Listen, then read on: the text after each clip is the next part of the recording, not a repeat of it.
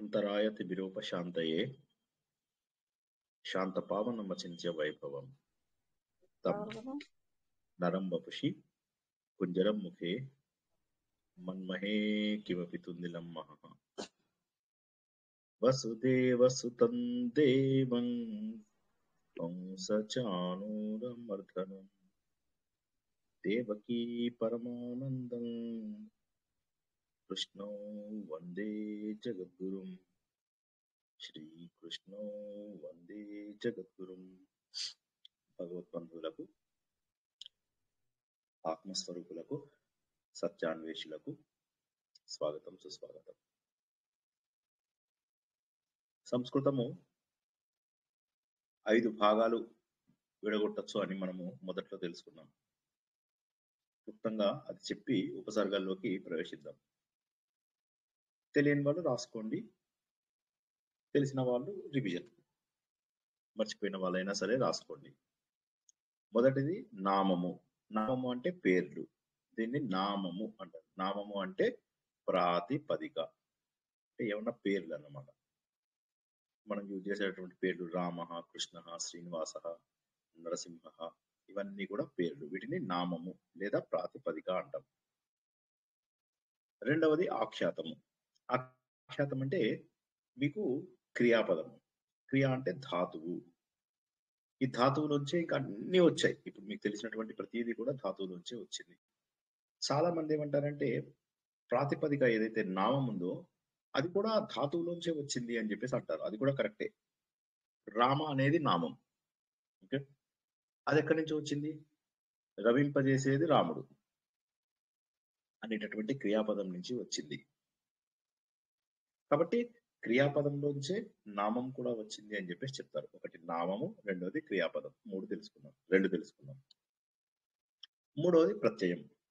ఈ ప్రత్యయాలు మనం బోలెడని తెలుసుకున్నాము. తింగు ప్రత్యయాలు, కృత్ ప్రత్యయాలు, ఓకే, తర్వాత త్వా, ల్యప్పు, తుమును, ఇవన్నీ కూడా మనం ప్రత్యయాలు తెలుసుకున్నాం. ప్రత్యయాలు ఏంటంటే మన క్రియాపదంకి చివర చేరతాయి.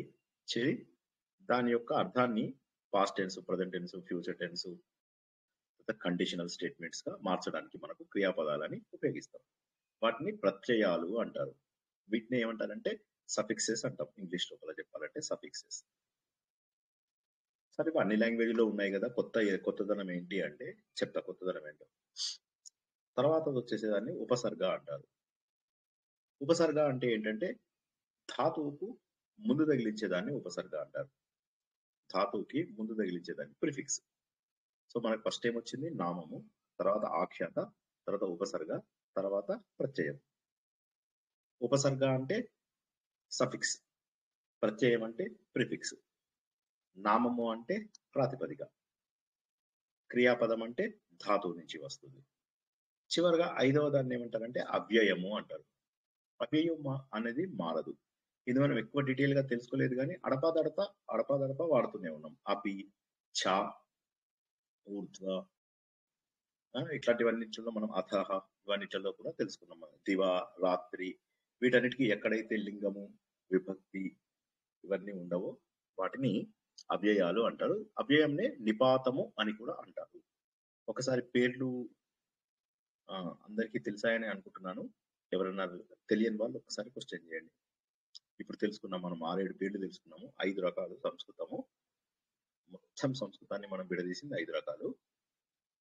తెలియని వాళ్ళు ఒకసారి మళ్ళీ అడగండి.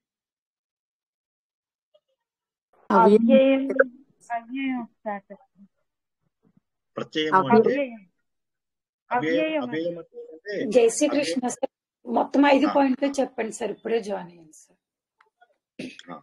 లేట్ గా జాయిన్ అయ్యారా లేక 9 o'clock జాయిన్ అయ్యారా? లేట్ గా జాయిన్ అయ్యారు సార్. మొదటిది నామము, అంటే దాన్ని ప్రాతిపదిక అంటారు. ఓకే, రామ, కృష్ణ, శ్రీనివాస, నరసింహ. రెండవ దాన్ని ఆఖ్యాతము అంటారు. ఆఖ్యాతం అంటే క్రియాపదము, దీన్నే ధాతువు అని కూడా అంటారు. ఓకే, మూడవది దాన్ని ఏమంటారు? ప్రిఫిక్స్. 4వది సఫిక్స్. ఓకే, ప్రిఫిక్స్ ఏమంటారంటే ఉపసర్గ అంటారు. సఫిక్స్ ఏదైతే ధాతువుకి తర్వాత జాయిన్ అవుతుందో, తుమ్ము ప్రత్యయము, త్వా ప్రత్యయము, లెప్ ప్రత్యయము, తింగ్ ప్రత్యయము, కృత్ ప్రత్యయము, స్త్రీ ప్రత్యయము చాలా నేర్చుకున్నాం మనము లెవెల్ 1 లెవెల్ 2లో. చివర చేర్చే వాటిని ప్రత్యయాలు అంటారు. ముందు చేర్చే వాళ్ళు ధాతువుకు ముందు చేర్చేదాన్ని ఉపసర్గ అంటారు. చివరిగా 5వ దాన్ని అవ్యయము లేదా నిపాతము అంటారు. నిపాతము. ఓకే, నిపాతం అంటే ఏంటంటే దానికి లింగము, విభక్తి ఇవన్నీ ఏమీ ఉండవు అన్నమాట.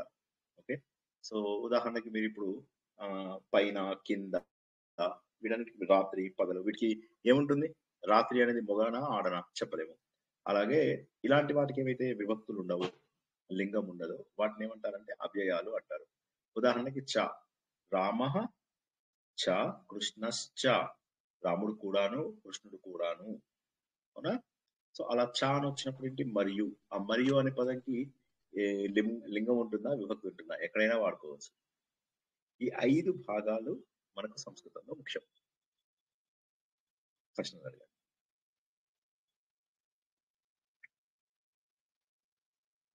Okay, very good. ఇప్పుడు ఇది లోపల మనము అవ్యయాలు ఇంకా డీటెయిల్ గా నేర్చుకోలేదు. కొన్ని నేర్చుకున్నాం కానీ కొన్ని నేర్చుకోలేదు. మనము ఉపసర్గ గురించి ఎందుకు ఇంత మాట్లాడుతున్నాం? ఎందుకు మాట్లాడుతున్నాం అంటే ఉపసర్గ యొక్క పర్పస్ చాలా వేరు అని చెప్పేసి మనం తెలుసుకున్నాం. ఉపసర్గది మనము క్లుప్తంగా, చాలా క్లుప్తంగా ఒక క్లాస్ లో తెలుసుకున్నాం. ఏమని తెలుసుకున్నాము? ఉపసర్గ అనేది ధాతువు యొక్క మీనింగ్ ని ఇంకా కాస్త ముందుకు తీసుకెళ్తుంది. ఉదాహరణకి గచ్చంతి అన్నారనుకోండి. గచ్చంతి, తే గచ్చంతి, వాళ్ళంతా వెళ్తున్నారు అనే దానికి సంగచ్చంతి అన్నారనుకోండి. అంటే వాళ్ళందరూ కలిసి వెళ్తున్నారు. సమ్ అనేటటువంటి ఉపసర్గ. మంచిగా వినండి. గచ్చంతి, సంగచ్చంతి. సహ గచ్చతి, సహకి రాదు కదా, ఉల్టా. తే గచ్చంతి, తే సంగచ్చంతి. సమ్ అనేటటువంటిది ఏంటంటే కలిసి, అందరూ కలిసి వెళ్తున్నారు. దే గో టుగెదర్, కలిసి వెళ్తున్నారు. సో అంటే వెళ్తున్న దాన్నే ఇంకా కాస్త స్ట్రైట్ ఫార్వర్డ్ గా ఇంకా కాస్త బలంగా చేస్తుంది అన్నమాట. ఘటన, సంఘటన, ఘటన, సంఘటన. అలా సమ్ అంటే ఇంకా కాస్త శక్తి వస్తుంది అనమాట. అలాగే వాళ్ళు నయంతి, నయంతి అంటే తీసుకురావడము లేదా మన ఇది ఏమంటారు, గుంపుని లీడ్ చేసుకుంటూ వెళ్ళడం. దాంట్లో ఏంటి? సంనయంతి అంటే అందరూ ఒక దగ్గరికి వచ్చారు, అంటే వాళ్ళందరూ కూడా ఒక యూనిటీ ఫామ్ చేసి ముందుకు వెళ్తున్నారు. అంటే సమ్ అనేటటువంటిది మనకు చాలా సార్లు విన్నటువంటి పదం. ఉదాహరణకి సమ్యక్ న్యాసము, సన్యాసము, సంన్యాసము. ఆ సమ్ అనే పదం మనం చాలా సార్లు ఉపయోగించాము. అన్నింటిలోకి కూడా మొత్తం ఇప్పుడు మనకు ఉపసర్గలు కనీసం 3 క్లాసులు కనీసం పట్టే ఛాన్స్ ఉంది. ఎందుకు ఉపసర్గలు ఇంత డీటెయిల్ గా చెప్పాల్సి వస్తుందో ఒకసారి చెప్తాను. అందరూ కూడా భగవద్గీత, భాగవతము మన పుస్తకాలన్నీ చదువుతున్నారు, చక్కగా శ్లోకాలన్నీ అర్థం చేసుకుంటున్నారు. ఈ పదాలు వస్తే అక్కడ మీరు చాలా ఈజీ. ప్రపంచంలో ఏ పదాన్నైనా కూడా, ప్రపంచంలో ఏ భాషలో లేనటువంటి పదాలు మన దగ్గర ఉన్నాయి. దానికి కారణము ఈ ఉపసర్గలే. ఉపసర్గలు లేకపోతే సంస్కృతం లేదు. ఇంకా వేదాల సమయంలో ఏమయ్యేదంటే ఉపసర్గ ఇక్కడ ఉండేది, దీనికి సంబంధించిన ధాతువు ఎక్కడో ఇక్కడ ఉండేది. ఇది భగవద్గీతలో మనకు చాలా సార్లు వస్తుంది. నాకు జ్ఞాపకం వచ్చినప్పుడు ఉదాహరణ చెప్తాను. ఇక్కడ ఉపసర్గ ఉంటే శ్లోకం వెనక ఎక్కడో చివరిలో దాని యొక్క ధాతువు వస్తుంది అన్నమాట. కానీ మనం వాడేటటువంటి లౌకిక సంస్కృతంలో పాణిని ఏం చేశారంటే అట్లా వాడడానికి వీలేదు, రెండింటి కలిపే వాడాలి. ఉపసర్గ మరియు ధాతువు కలిసి వాడండి అన్నాడు. అప్పటి నుంచి ఇంకా ఈ రోజుల్లో అలా ఉపసర్గ ఒక చోట, ధాతువు ఇంకో చోట పెట్టాలి. అంటే ఇప్పుడు సమ్ అనేది ఇక్కడ, గచ్చంతి అనేది ఎక్కడో శ్లోకంలో లాస్ట్ పెట్టడానికి వీలు లేదు. ఒకసారి ఈ పాయింట్ అర్థం కాని వాళ్ళు అడగండి, ముందుకెళ్దాం.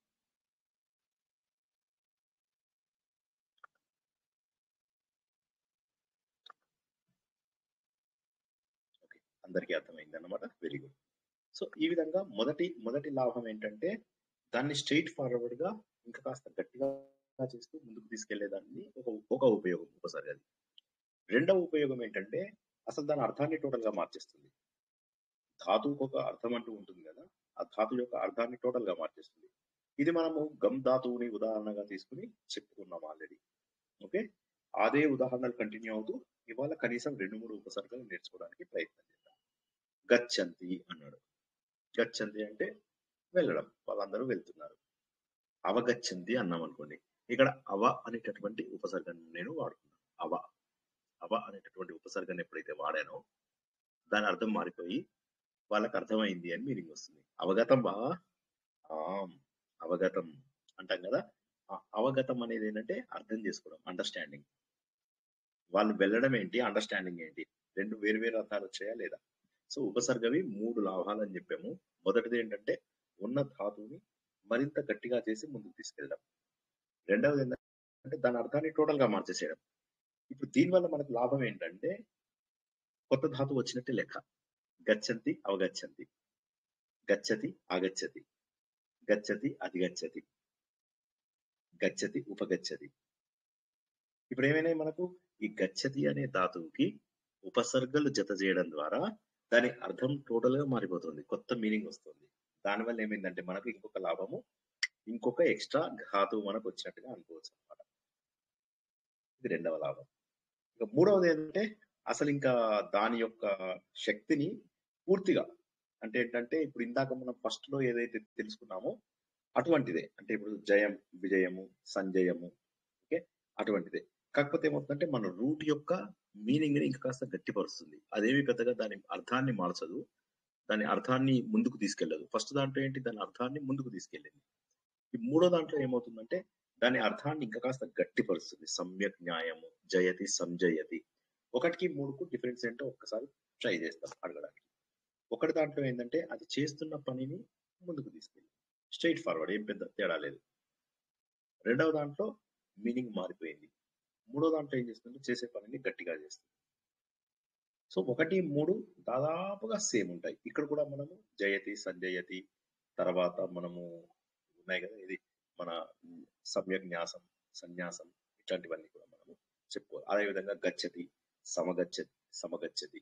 సమగచ్చతి అంటే వాళ్ళు కలిసి వెళ్తున్నారు, వాళ్ళందరూ కూడా ఒక దగ్గరికి కలిసి వెళ్తున్నారు. They go, they all come together అని చెప్పేటటువంటి మీనింగ్ కూడా వస్తున్నారు.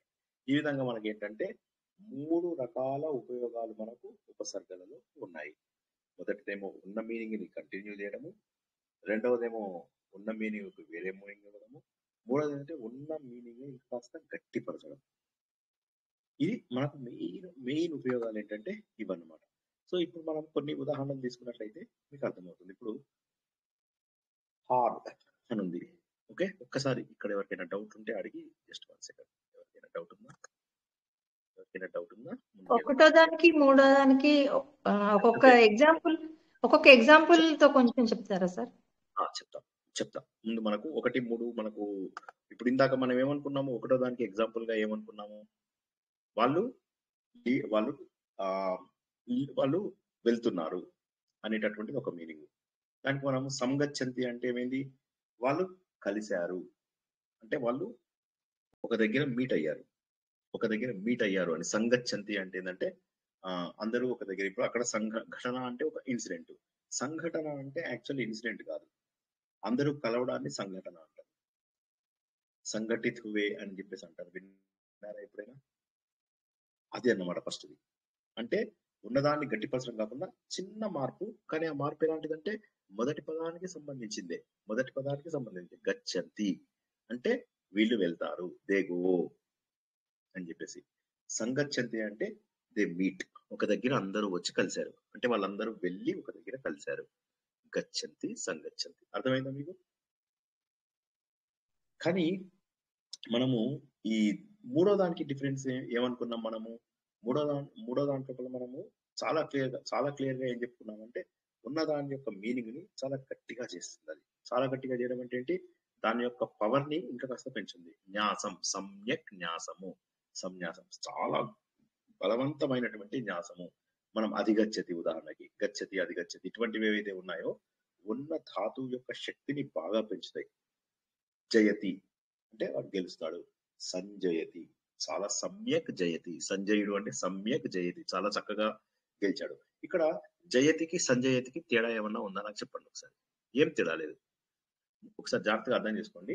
జయతి, సంజయతి రెండు ఒకటే. సమ్యక్ జయతి అంటే బాగా గట్టిగా గెలిచాడు, వాళ్ళు గెలిచారు, రెండు కూడా సేమ్. ధాతువుని సమర్థించడమా సార్? ధాతువుని ధాతువుని సమర్థించడం అంటే గట్టిగా సమర్థించడం. సేమ్ అదే మీనింగ్ జయతి సంజయతి రెండింటిది మీనింగ్ సేమ్. కానీ ఇక్కడ సంజయతి అనేసంటే చాలా కంఫర్టబుల్ విన్, ఇండియా చాలా కంఫర్టబుల్ గా గెలిచింది అని చెప్పి చెప్తాను కదా, అదనమాట. ఫస్ట్ దాంట్లో చిన్నగా అర్థం మారింది, కానీ ధాతువు యొక్క అర్థం మారిందా ఒకసారి చూడండి. ధాతువు యొక్క అర్థం మారలేదు ఫస్ట్ లో. థర్డ్ లోపల ధాతువు యొక్క అర్థం మారలేదు, కానీ ఫస్ట్ లోపల చిన్నగా మారింది. చాలా చిన్నగా మారి కొత్త పదం లాగా, అంటే వాళ్ళు వెళ్తున్నారు, వాళ్ళు సంఘటితమయ్యారు ఒక దగ్గర. వెళ్తున్నారు అంటే గచ్చతి, సంఘటితమయ్యారు అంటే కలిసి ఉన్నారు. ఇది first type of use. Third లోపల ఏంది, అసలు మీనింగ్ జీరో, నో చేంజెస్, గట్టిపడుతుంది అంతే. ఓకేనా?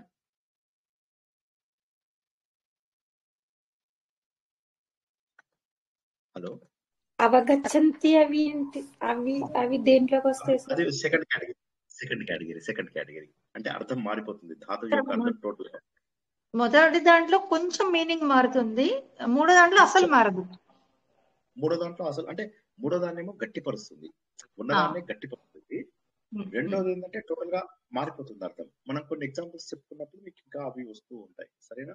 ప్రస్తుతానికి ఏం గుర్తుంచుకుంటారంటే ఫస్ట్ దాంట్లో దాని అర్థము మారదు, కానీ చిన్నగా మారుతుంది. వాళ్ళు వెళ్తున్నారు, వాళ్ళందరూ సంఘటితమయ్యారు. చిన్న మారింది అంటే వెళ్ళి సంఘటితమయ్యారు అని మొదటి దాని మీనింగ్. రెండో దాంట్లోకి వచ్చేసరికి టోటల్ గా అసలు అర్థం మారిపోయింది, కంప్లీట్ గా అర్థం మారిపోయింది. మూడో దాంట్లోకి వచ్చేసరికి ఏంది, మీనింగ్ అస్సలు మారలేదు, గట్టిపరిచింది అంతే. అంటే ఇండియా గెలిచింది. ఎలా? అతను 6 కొట్టాడు అని చెప్తాడు వాడు కామెంటేటర్. మ్యాగ్నిఫిషెంట్ షాట్ అంటాడు, షాట్ అన్నాడు, మ్యాగ్నిఫిషెంట్. ఆ షాట్ 100 సార్లు కొట్టాడు వాడు, 100 సార్లు అదే షాట్ కొడతాడు వాడు. సో అలాగా ఉన్నదానికి కొద్దిగా ఎంఫసైజ్ చేయడానికి, ఒత్తిడి పెంచుతూ చేయడాన్ని మూడో కేటగిరీ. ఈ 3 కేటగిరీల ప్రకారము మనకు ఉపసర్గలు చాలా ఇంపార్టెంట్. ఇటువంటివి 22 ఉపసర్గలు ఉన్నాయి. రాసుకునే వాళ్ళు రాసుకోండి, నోట్స్ రాసి మళ్ళీ అందరూ ఎప్పటిలాగా చేస్తున్నట్టే చక్కగా వేరే వాళ్ళ కోసం అని గ్రూప్ లో పెడతాం. ఓకేనా? ఇప్పుడు కొన్ని ఉదాహరణలతో తెలుసుకుందామా? ఇంకేమన్నా ప్రశ్నలు ఉంటే అడగండి.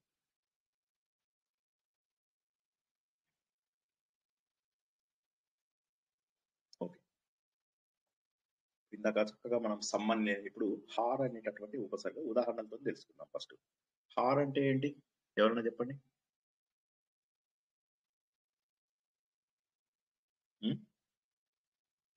నాకు వినిపిస్తుందా? వినపడలేదు సార్. హార్ వినిపిస్తుందా?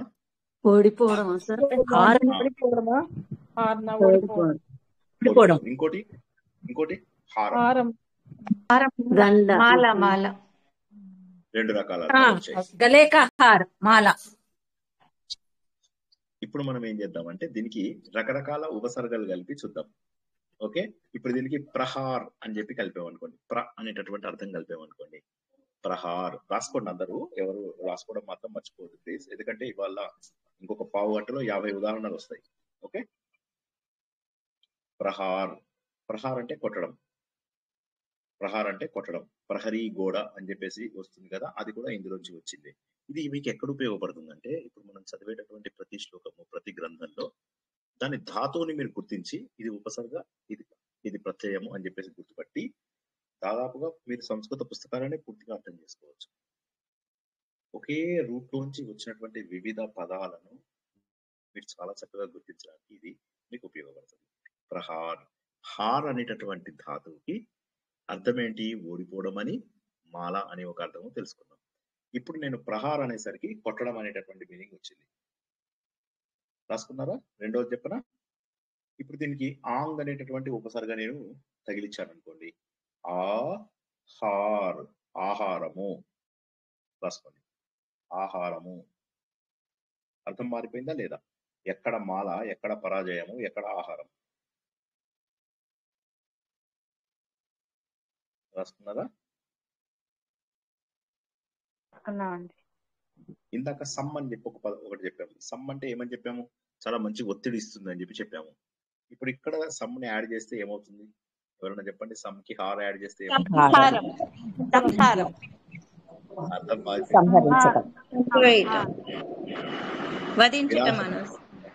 వధించడం, నాశనం చేయడం రాయండి.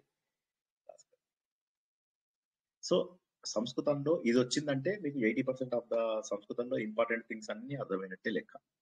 ఎందుకంటే ధాతువులు మీరు 2000 గుర్తుపట్టలేరు. మనము వాడేటటువంటి ఒక 100 ధాతువులు ఏవైతే ఉన్నాయో ఆ 100 ధాతువులకు ఈ ఉపసర్గలు మోస్ట్ యూజ్డ్ ఉపసర్గలు ఏవైతే ఉన్నాయో ఇవే మన గ్రంథాలలో వస్తాయి. అయితే వేదాలలో తర్వాత మనకు పురాణాలలో ఉన్నటువంటి ఉపసర్గలు ఏవైతే ఉన్నాయో అవి మాత్రం విడివిడిగా కూడా ఉండే అవకాశం ఉంది. ఇక్కడ ఉపసర్గ, ఇక్కడ దానికి సంబంధించినటువంటి ధాతువు. కానీ మన లౌకికంలో మాత్రం మనం వాటిని విడదీయడానికి వీల్లేదు. పాణిని గట్టిగా స్ట్రిక్ట్ ఇన్స్ట్రక్షన్స్ ఇచ్చారు అనమాట. ఓకే, ఇప్పుడు వి అనే దానికి హారం కలపండి. విహారం సార్. విహార్ విహరించడం విహరించడం రాసుకోండి.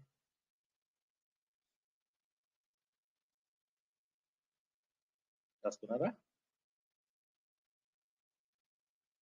ఓకే, ఇప్పుడు పరి అని చెప్పి రాసుకోండి.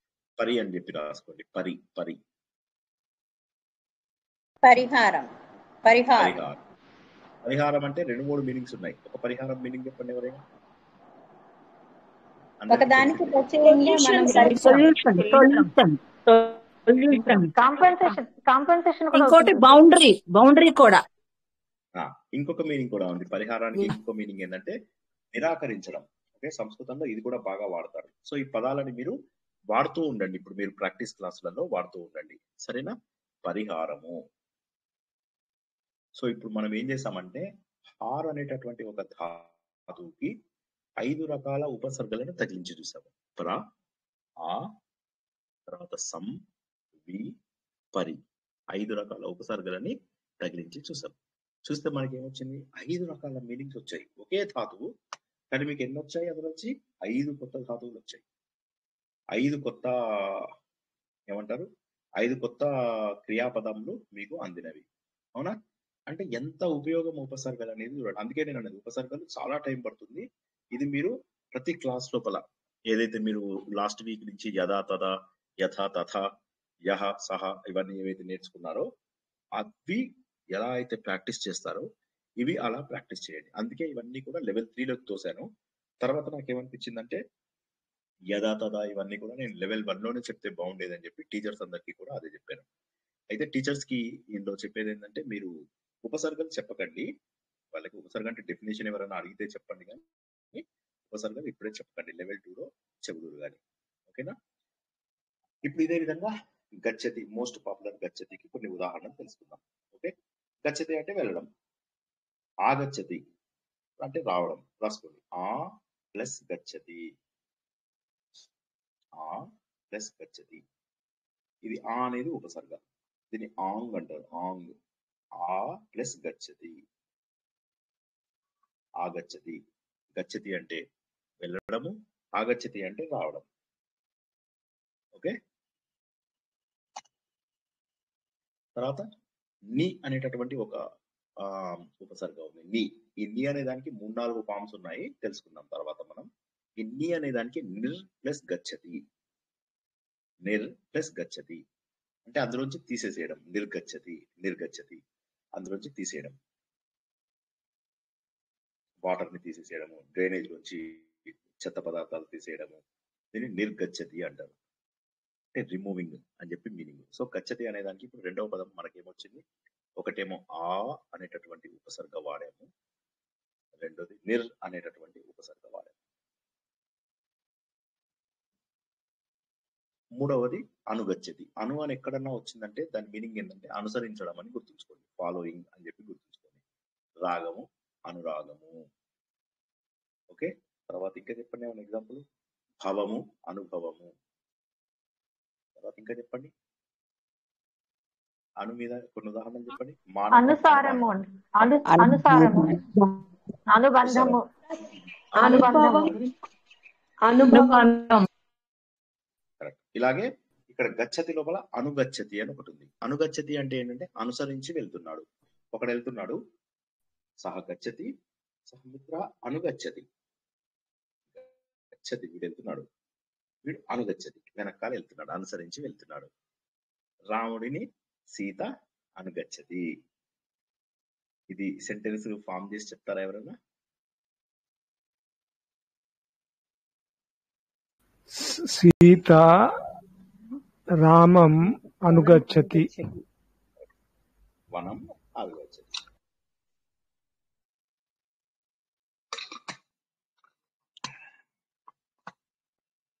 ఇందాకే ఒక టీ చేయించుకున్నాను అనమాట. ఇక్కడ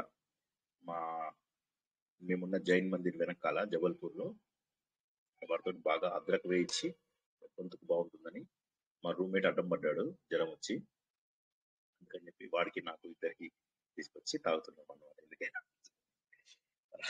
నెక్స్ట్ అవగచ్చతి రాసుకోండి. అవగచ్చతి అవ అంటే మనం ఇందాక తెలుసుకున్నాం. అవగతం బావా, అవగతం అర్థమైందా?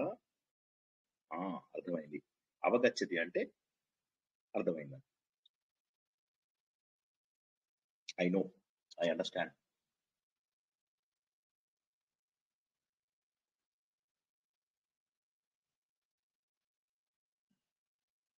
ఓకే, తర్వాత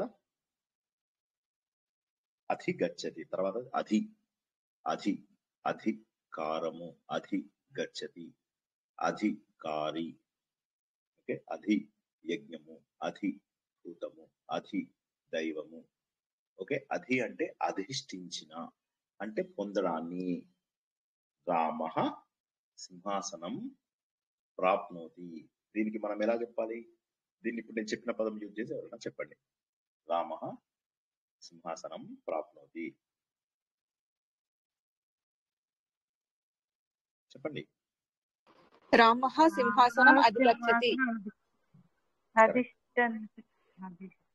ఓకేనా? క్లియర్ గా ఉందా? అందరూ రాసుకుంటున్నారా? మళ్ళీ మర్చిపోవద్దు, చక్కగా రాసుకోండి, చక్కగా ప్రాక్టీస్ చేయండి. ఓకే, ఇప్పుడు వాడు ఇంటికి వెనక్కి వచ్చేసాడు. ఓకే, సహా గృహం ప్రతిగచ్చతి. గచ్చతి ఆగచ్చతి అంటే ప్రతిగచ్చతి అంటే ఏదో పని మీద వెళ్ళి వచ్చారనమాట. అంటే ఉదాహరణకి నేను సన్యాసం తీసుకుందామని కుంభమేళాకి వెళ్ళాను, కానీ అక్కడ ఆ ప్రొసీజర్ చూసిన తర్వాత భయం వేసేసి ఇంటికి వెళ్ళిపోయాను అనమాట. అలాగా. సో నేను యాత్రకి వెళ్ళి వెనక్కి వెళ్ళిపోవడం, అది ప్రతిగచ్చతి. ఓకేనా? ఇప్పుడు మీకు ఈ ఉదాహరణల ద్వారా ఏం తెలిసింది?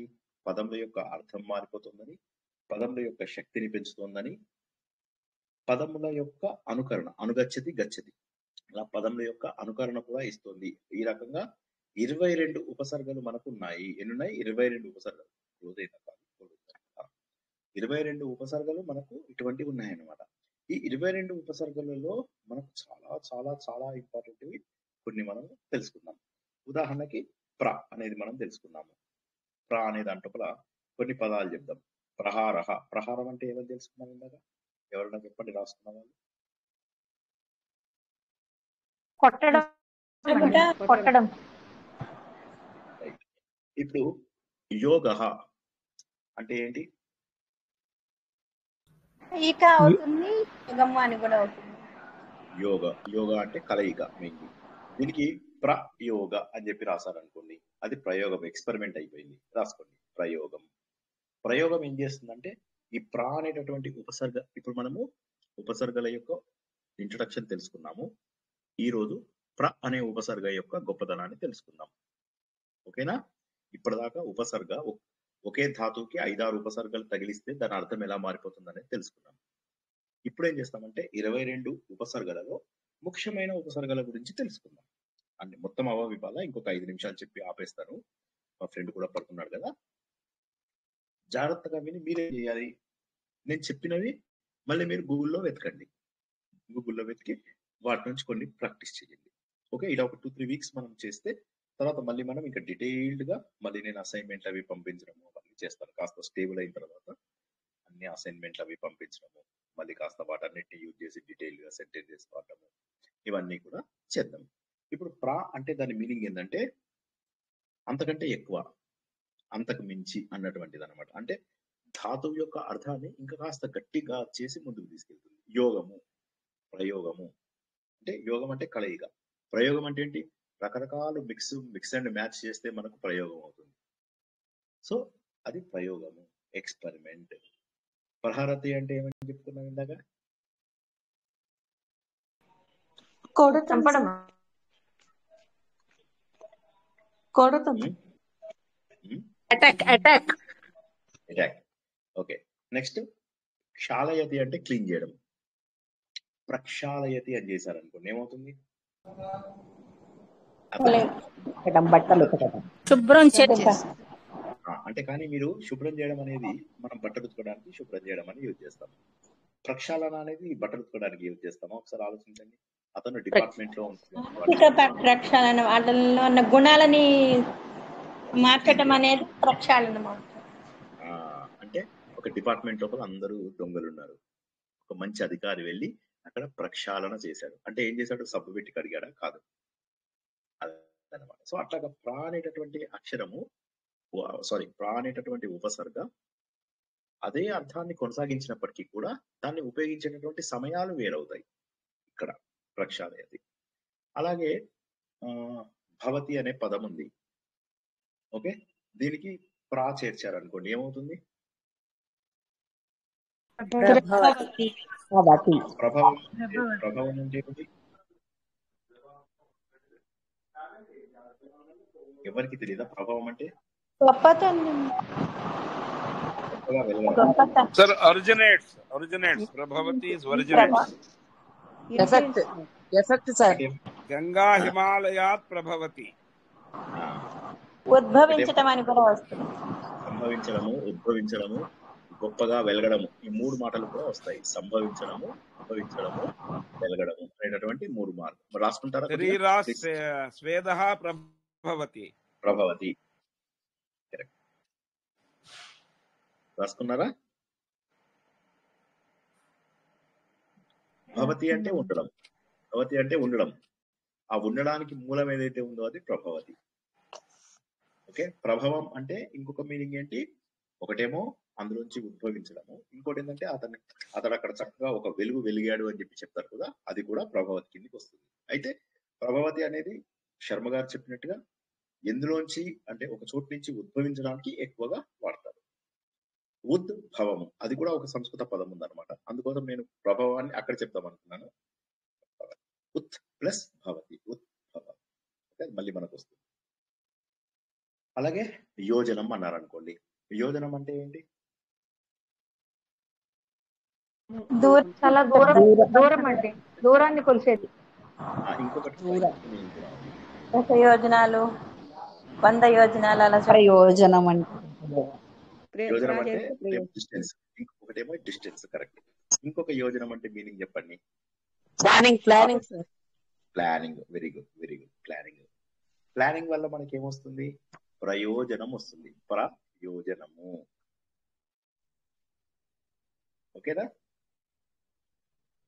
ప్లానింగ్ వల్ల మనకు వచ్చేది ఏంటి? ప్రయోజనము. ఇప్పుడు ప్రా అనే ఒక్క ఉపసర్గ. ఇప్పుడు మీరు ఏం చేస్తారంటే సంస్కృతం మన పుస్తకాలన్నీ చదువుతుంటాం కదా, భగవద్గీత వీటిల్లో మనం చెప్పుకున్న ఉపసర్గలు ఎక్కడెక్కడ వాడారు అనేది కాస్త చదవడానికి చూసుకోండి. ఇప్పుడు మీకు ఇది తెలిసిందంటే మీకు ఎంత సులభం అయిపోతుందో, ఎంత కష్టమైనటువంటి సంస్కృత శ్లోకమైన ఉపసర్గలని ఉపసర్గలు చాలా ఉన్నాయి, 22 ఉన్నాయి. చూద్దాం ఎన్ని చెప్పుకోగలిగితే అన్ని చెప్పుకుందాం. నేను అన్ని చెప్పను, మిగతా మీరు చదువుకోండి వీలైనన్ని. కానీ చెప్పినవి మంచివి వీలున్నవి చెప్తాను. ఓకేనా? అలాగే యత్నం. ప్రయత్నం అంటే గొప్ప యత్నం. యత్నము, ప్రయత్నం.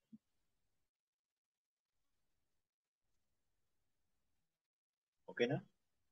తర్వాత శిక్షణం అంటే ట్రైనింగ్. ప్రశిక్షణము అంటే మంచి స్పెషలైజ్డ్ ట్రైనింగ్ అన్నమాట.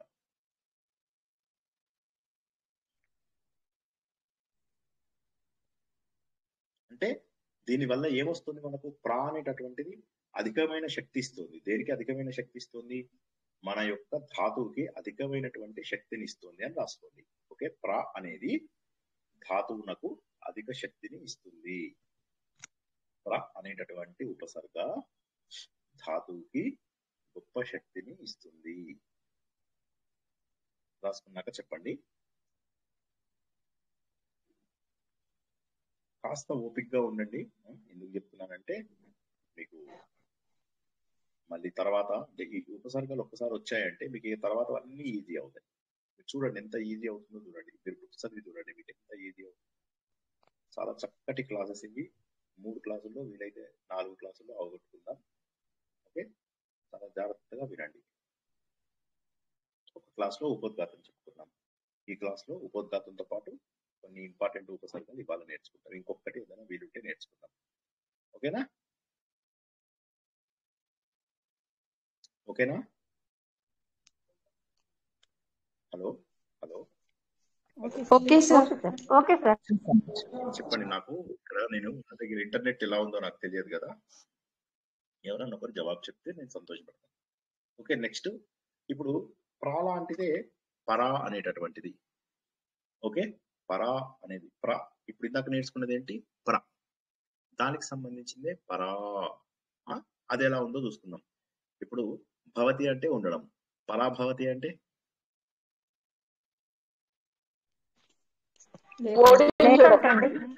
పోవడం. ఇన్సల్ట్ పడ్డాం సార్. ఇన్సల్ట్ పడ్డం, కరెక్ట్.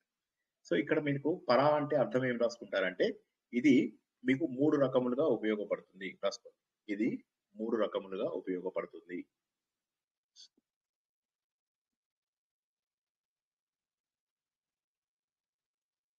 ఒకటి, ధాతువుకి శక్తి పెంచడం. రెండవది, ధాతువుని వ్యతిరేకించడం. మూడవది, ధాతువుని నిషేధించడం.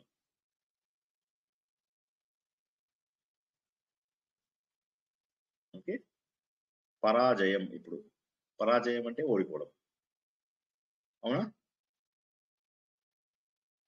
క్రమము అంటే సీక్వెన్స్. పరాక్రమము అంటే మంచి బలం అన్నమాట, శక్తి. ఓకేనా? పరాజయము, పరాభవము, పరాక్రమము, పరాదేవత. ఓకే, ఇవన్నీ కూడా మనకు పరాశక్తి. క్లియర్ గా ఉందా? ఏమన్నా డౌట్ ఉందా?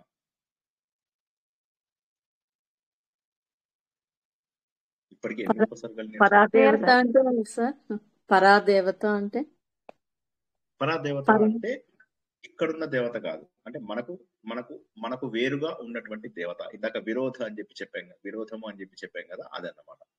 విరోధ అంటే మన దగ్గర ఉన్నటువంటి దేవత అపరాదేవత, మన దగ్గర లేనటువంటి దేవతను పరాదేవత, మనకు పరముగా ఉండేది అనేటటువంటి. పరము అంటే వేరు అని అర్థం. అంటే మనకు వేరుగా ఉండేటటువంటి దేవత పరాశక్తి. మన శక్తి కాదు, పరాశక్తి. క్లియర్? అవగతం బా? అవగతం. అవగతం. ఓకే, సో నెక్స్ట్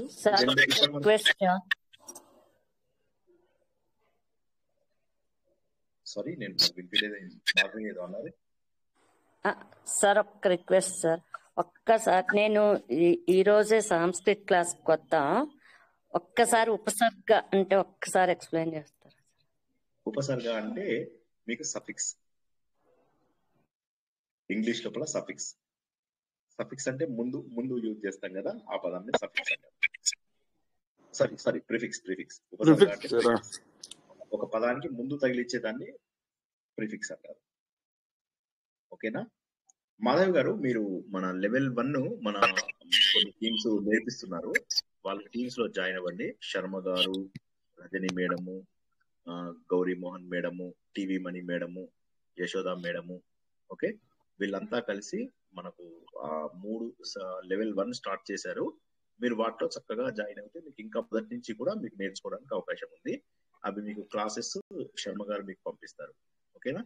మీరు శర్మ గారికి మెసేజ్ పెట్టండి, శర్మ గారు మీకు ఆ క్లాసెస్ పంపిస్తారు. చక్కగా మీరు ఇంకా మొదటి నుంచి ఇంకా వివరంగా కూడా తెలుసుకోవడానికి అవకాశం ఉంటుంది. సరేనా? Okay okay sir. ఇది పర్వాలేదు, ఇది వినండి, ఇది క్లాస్ లో ఉండండి, ఏం తప్పేం లేదు, అర్థమవుతుంది. కానీ ఇంకా కూడా వివరంగా తెలుసుకోవడానికి ఉపసర్గ అంటే ప్రిఫిక్స్ సార్, ప్రిఫిక్స్. అవును, ప్రిఫిక్స్. ఓకేనా? ఇవాళ మనము ఆపుకుందాం ఇక్కడికి. ఓకేనా? మళ్ళీ రేపు వేరే ప్రవచనాన్ని మనము కొనసాగించుకుందాం. ఈ రోజు మనం నేర్చుకున్నది ఏంటంటే సంస్కృతం 5 రకాలు. ఒకటి నామము, రెండోది ఆఖ్యాతము, మూడోది ఉపసర్గ, నాలుగోది ప్రత్యయము, ఐదవది అవ్యయం. ఇవి తప్ప సంస్కృతంలో వేరేవి లేవు. ఈ 5 నామము కూడా ఆఖ్యాతలోంచి వచ్చింది అని చెప్పేసి అన్నారు అనే విషయాన్ని మనం తెలుసుకున్నాం. నామము కూడా ఆఖ్యాతలోంచి వచ్చింది అని. ఆఖ్యాత అంటే క్రియాపదము లేదా ధాతువు అంటారు. అన్ని ధాతువులోంచే వచ్చాయి, ప్రపంచంలో ఉన్న ప్రతి ఒక్కటి ధాతువులోంచే వచ్చింది అని చెప్తారు అనమాట. అయితే నామంని మాత్రం ప్రాతిపదిక అనడం కూడా కద్దు. నెక్స్ట్ మూడవది ప్రత్యయము. ప్రత్యయం అంటే సఫిక్స్.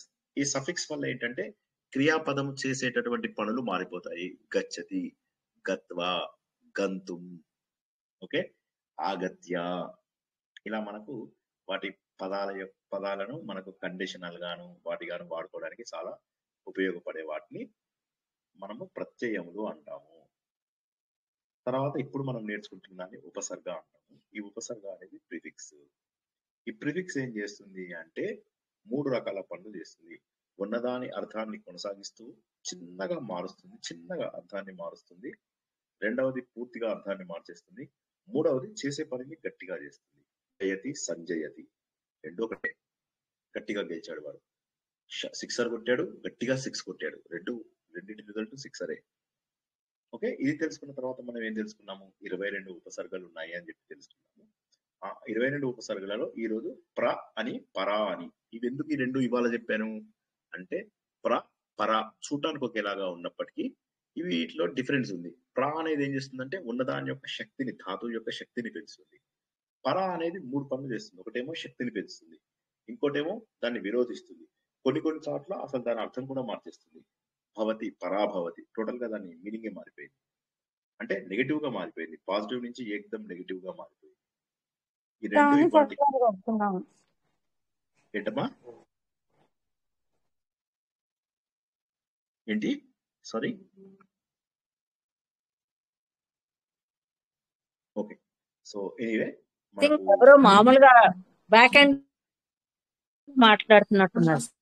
అంతేనా? సరే సరే సరే, ఓకే. సో ఇప్పుడు ఇవాళ ఇక్కడికి ఆపుకుందాము. రేపు మనకు ఉపదేశ సారము ఉంటుంది. ఆ ప్రవచనం మళ్ళీ రేపు రాత్రి 9ంటికి చేసుకుందాము.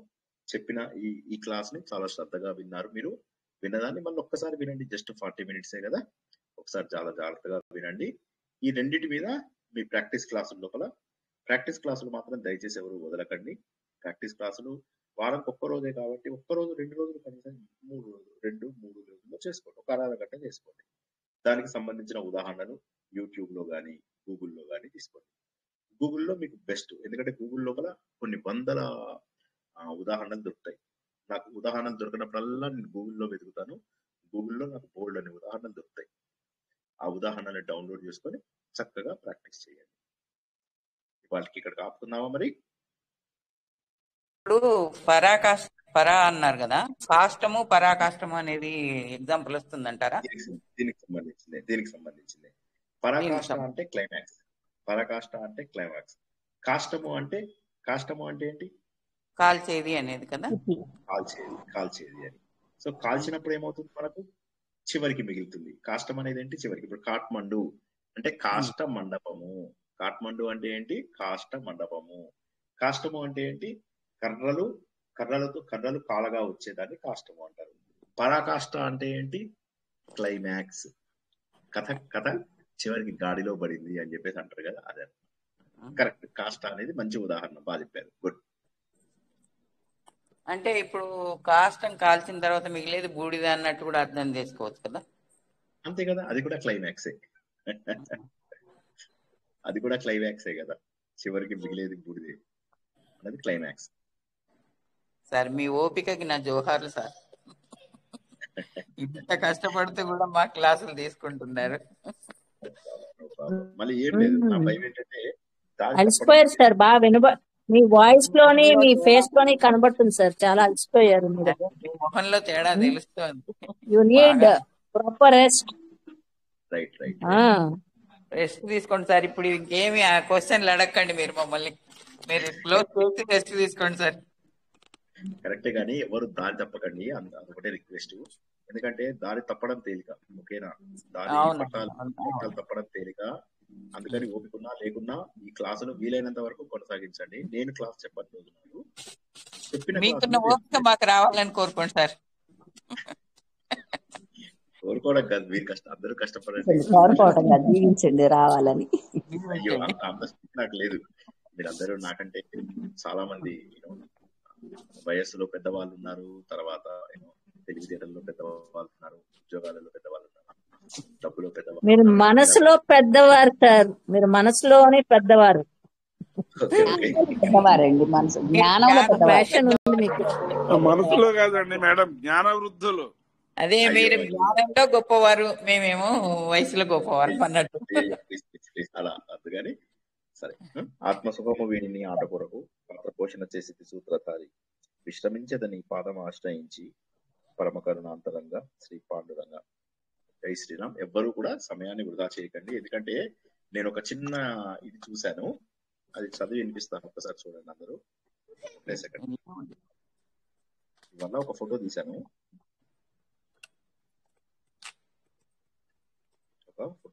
అది మీకు పంపిస్తాను, అందరికి గ్రూప్ లో పంపిస్తాను. కానీ అది సంస్కృత్.టుడే అన్నది నాకు ఓపెన్ కాలేదు సార్, నాకు దొరకలేదు. మీరు గూగుల్లో వెతకమని. ఒక్కసారి చూడండి, రజనీ మేడం వాళ్ళకి ఏమన్నా అడిగి చూడండి. రజనీ గారు ఏమన్నా దొరికిందా? శర్మ గారు, రజనీ గారు మీకేమన్నా? ఎస్ సార్ నేను లింక్ షేర్ చేస్తానండి. Thank you madam. Okay, no problem. And మీ క్లాసులు మీరు చక్కగా తీసుకోండి, ఎంత మంది వచ్చినా సరే మీరు చక్కగా తీసుకోండి, వాళ్ళకి ప్రాక్టీసులు చేయిస్తూ ఉండండి. మీ క్లాసులు మీరైతే వారానికి ఒక్కరోజు కనీసం మీ క్లాసులో ప్రాక్టీస్ చేసుకోండి, మనం తెలుసుకున్నవి. ఎందుకంటే నేను చెప్పేది అరగంటే, మీరేం చేస్తారంటే ఇంకొక 10 ఎగ్జాంపుల్స్ తీసుకుని చేయండి. ఓకేనా? అది నాకు దొరకట్లేదు, నేను మీకు పంపిస్తాను. ఏం లేదు, ఆలస్యం చేయడం ఎవడైనా చేస్తాడు, కానీ జీవితము ఉపయోగించుకోవడం గొప్ప అనేటటువంటి ఫీలింగ్ వచ్చేది ఒకటి దొరికింది. కొటేషన్ చాలా బాగుంది, పంపిస్తానండి. మరోసారి అందరికీ కృతజ్ఞతలు తెలియజేస్తూ ఈ రోజు తరగతిని ఇప్పటికీ ముగించుకుందాము. సమయాన్ని ఎవరూ వృధా చేయకూడదని ఆశిస్తున్నాను. జై శ్రీకృష్ణ. కృష్ణ. జై శ్రీకృష్ణ సార్.